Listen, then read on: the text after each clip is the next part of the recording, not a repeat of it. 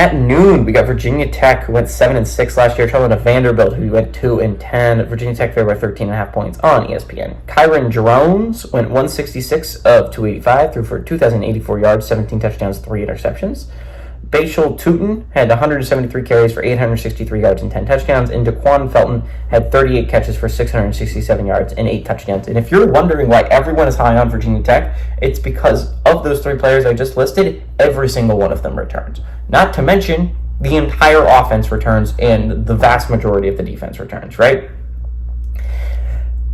They returned their entire starting offensive line. They returned every single starter on that 11 team last year, and they returned, I think, 10 or 9 of their defensive players.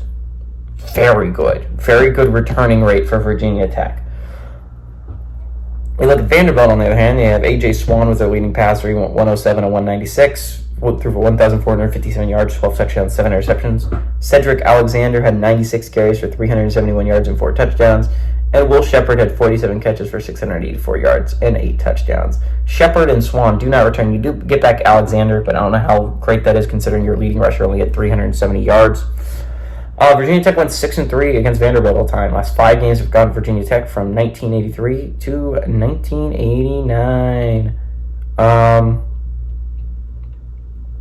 They are also 1-0 in one possession game. So I think what's going to be really interesting here, if you're looking at it from Tech's perspective, is this is the game, right? Like, Georgia Tech had a statement game to start out that they're underrated. I think a lot of people think Virginia Tech's a dark horse to win the ACC, and they're putting them up there with the likes of NC State as a team that could make a run and possibly get a playoff spot.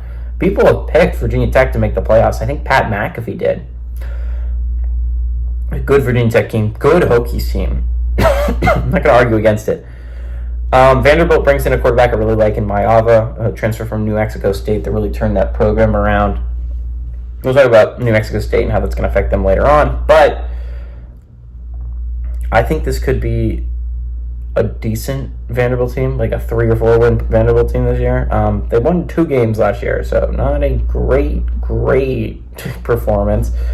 Vanderbilt's been really bad the past couple of years. I think Virginia Tech, this is a chance to make a statement. This is a really good Virginia Tech team. I could talk about the Virginia Tech team for a long time. I think they are a dark horse to win the ACC. I think they are a dark horse for a playoff spot. Tech is a good team. They bring back a lot of the players that are really good. Also, you know how I was talking about in an earlier video of how I view 7-6. 2 different 7-6 teams could be very different. You can view a team like Miami. I know they didn't go 7-6. I think they went like 8-4 or 8-5 or something like that.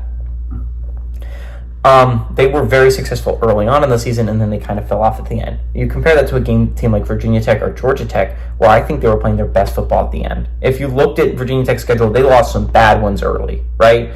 They lost to Marshall, they lost to Rutgers, and like these were bad losses at the time. They were not good. They were playing bad football.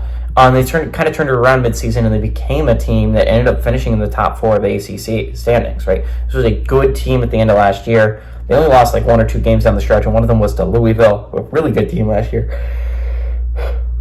I think Tech is a team you should look out for. I think Tech is crazy good, but do give me Virginia Tech on the road to win and cover.